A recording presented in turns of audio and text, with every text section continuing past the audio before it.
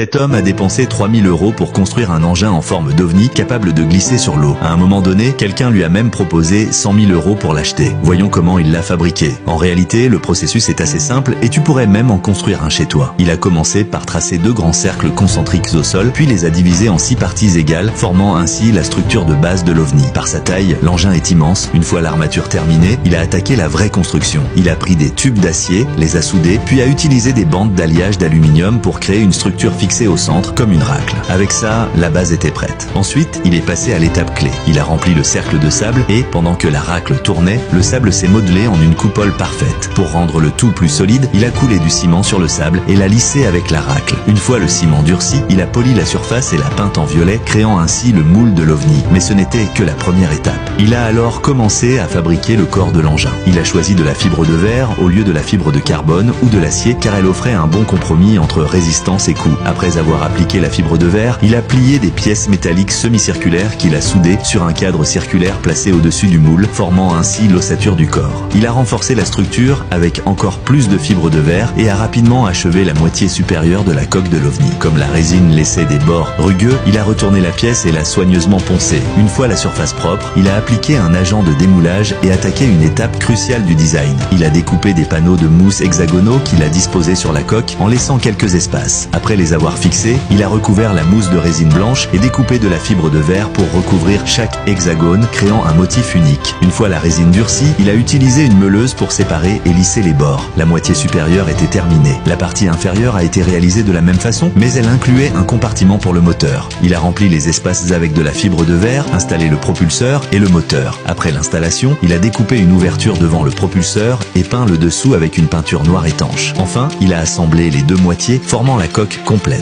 La trappe avait déjà été prévue, il a donc simplement retiré les panneaux. Quant aux panneaux hexagonaux, ils servaient en réalité de gabarit pour les fenêtres. Il a utilisé la meuleuse pour adoucir les bords de fibre de verre. Une fois l'extérieur terminé, il a poli la surface, puis installé les composants mécaniques et les détails intérieurs. Il a découpé un trou près du propulseur pour le tuyau d'échappement et un autre pour faire passer un câble d'acier reliant le propulseur au volant de la cabine. Pour plus de confort, il a installé un siège douillet. L'intérieur était spacieux et il a tout aménagé petit à petit, peignant l'ensemble pour une finition plus lisse. Le design de l'ovni commençait à vraiment prendre forme. Il a aussi fabriqué la trappe en fibre de verre, l'a divisée en 2 parties et y a installé des mécanismes automatiques de levage. Le résultat était impressionnant avec un air résolument futuriste. À l'intérieur, il a recouvert chaque recoin de tissu et installé des lumières LED autour du cadre hexagonal.